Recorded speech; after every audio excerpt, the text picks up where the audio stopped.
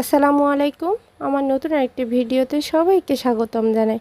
আপনাদের সাথে আছি আমি ইশরাত জাহান লিমা। কেমন আছেন আপনারা?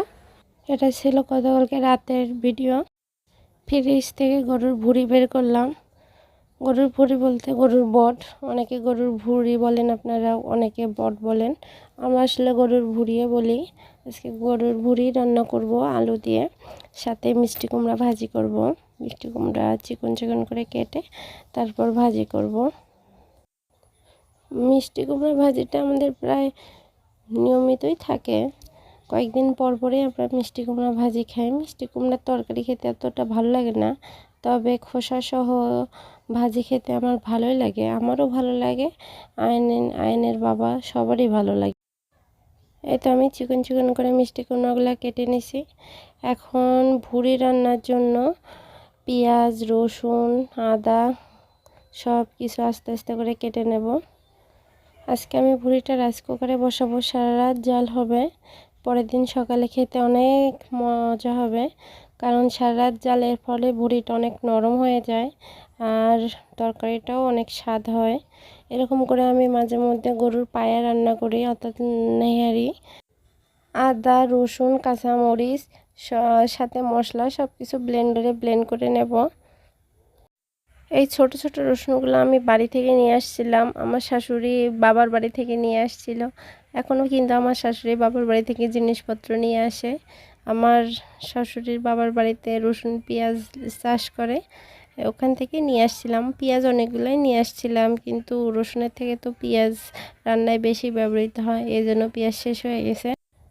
তরকারিতে দেশি রসুন পেঁয়াজ দিয়ে রান্না করলে তরকারির স্বাদটা আলাদা হয়, কারণ নিজের চাষের জিনিস অন্যরকম স্বাদ। পেঁয়াজ কাটা শেষ হয়ে গেলে আলু কেটে নেব। ভুঁড়িতে একটু আলু দেব। আপনারা যারা আমার ভিডিওতে দেখেন তারা তো জানেন আয়ান গোস্ত খেতে একবারে পছন্দ করে না, আর ভুঁড়ি তো একেবারেই খাবে না। আমি যখন এই ভুঁড়ি বের করছি বলতেছি আমি এগুলো খাবো না, আমি এগুলো দিয়ে একেবারে ভাত খাবো না।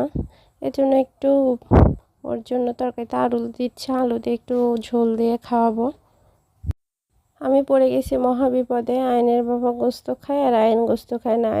আয়ন মাছ পছন্দ করে, আয়নের বাবা মাছ পছন্দ করে না। এই যে বাবা ছেলে দুইজন দুই রকম। কিন্তু আল্লাহ দিলে আমি যেসব জিনিস হালাল, যেসব খাওয়া যায় আমি সব কিছুই খেতে পারি, আমার কোনো না নেই। আমি ছোটোবেলা থেকে সব কিছুই খাই, আমার মধ্যে কোনো এটা খাবো না ওটা খাবো না কোনোটাই নাই। এই ভুঁড়িটা আমি অনেকবার ধুয়ে নিছি, প্রায় 5 থেকে 7 বার ধুয়ে নিছি। যেহেতু ভুঁড়ির মধ্যে অনেক ময়লা থাকে আর একটা গন্ধ থাকে, এই গন্ধটা আমার ভালো লাগে না। যতক্ষণ পর্যন্ত এই গন্ধটা চলে যায়নি ততক্ষণ পর্যন্ত ধুইছি। আর ভুঁড়ির সাথে যে চর্বিগুলো ছিল সেগুলো আলাদা করে রাখছি প্রথমেই। এই তো ভুঁড়ি ধোয়া শেষে আমার পাতিলের অবস্থা 12টা বেজে গেছে। এখন পাতিলটা ধুয়ে নেব, সাথে বেসিনটাও পরিষ্কার করে নেব। বেসিনটা আজকে সারাদিন পরিষ্কার করা হয়নি, যেহেতু এদিকে অনেক গরম, আমার ইচ্ছে করেও রান্না করে আসতে পারি না। সব সময় চেষ্টা করি রান্নার শেষে বেসিন সব কিছু পরিষ্কার করে রাখার। আজকে আমি সকাল থেকে রান্নাঘরে ওরকম আসি নাই, শুধু আসি প্লেট টেলেট নেওয়ার জন্য, ভাত টাত নেওয়ার জন্য, কিন্তু রান্না করার জন্য আসি নাই। এদিকে যে পরিমাণ গরম পড়ছে রান্নাঘরে আসতেই মন চায় না। রান্না করতে গেলেই মনে হয় যে শরীর থেকে 2-3 কেজি পানি বের হয়ে যাচ্ছে। এদিকে খুবই পরিমাণ রোদ আর গরম, অসহ্য গরম, গ্রীষ্মের মতো গরম। এদিকে লোডশেডিং সাথে গরম ফ্রি, একবারে রান্না করে আসতেই মন চায় না।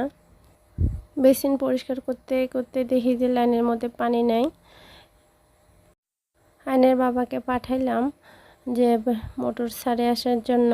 মোটর ছাড়লে 3-4 মিনিটের মধ্যে পানি চলে আসবে।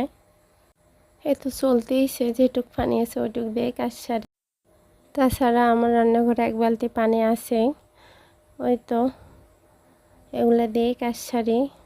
আসতে থাকুক পানি, এখনই পানি চলে আসবে, 3-4 মিনিট অলরেডি হয়েই গেছে। প্রথমে মিষ্টি কুমড়াগুলো ধুয়ে নেব, কিন্তু পানি নাই, এই বালতির পানি দিয়ে ধুয়ে নিচ্ছি। মিষ্টি কুমড়া বসার পর তারপর গরুর ভুঁড়ি রাইস কুকারে বসাবো। আজকে সারাদিন গরমের কারণে আমি ভিডিও এডিট করতেও পারি নাই, ভয়েস দিতেও পারি নাই। আয়নকে স্কুলে নিয়ে গেছি। ওখানে যা অসহ্য লাগতেছিল এই গরমে। চাচ্ছি যে আল্লাহ একটু বৃষ্টি দিক, এত গরম আর সহ্য হচ্ছে না।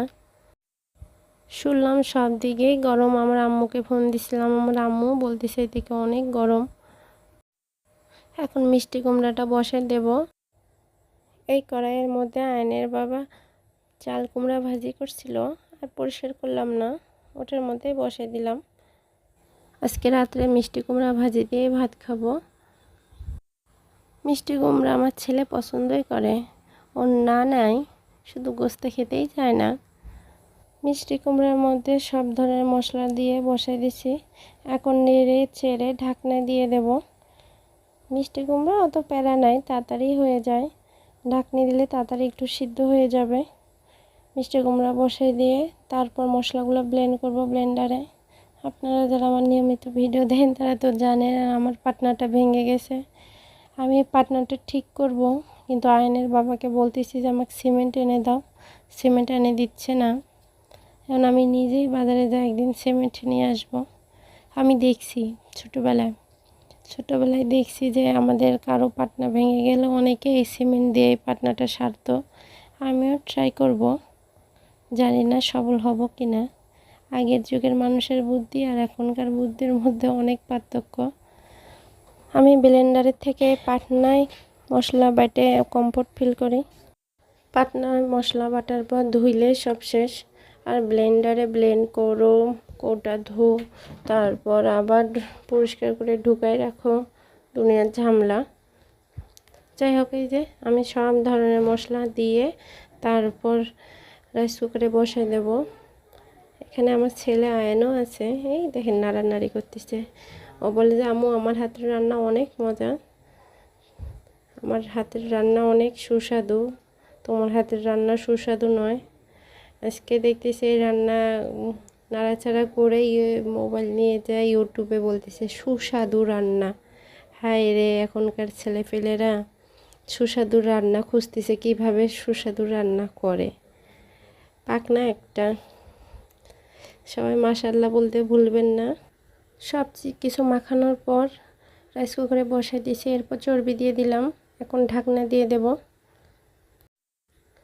এরপর কিছুক্ষণ হওয়ার পর আপনা আপনি রাইস কুকার অফ হয়ে যাবে। এটা আমার সকালের, এই যে সকালবেলা ঘুম থেকে উঠে একটু গরম করলাম। তরকারিটা দেখে মনে হচ্ছে যে অনেক মজা হয়েছে, কিন্তু এখনও খেয়ে দেখি নাই। গরুর ভুঁড়িটা অনেক নরম হয়ে গেছে। এইদিকে আয়নের বাবা অফিসে যাবে, আয়নের বাবার জন্য ভাত বাড়ব।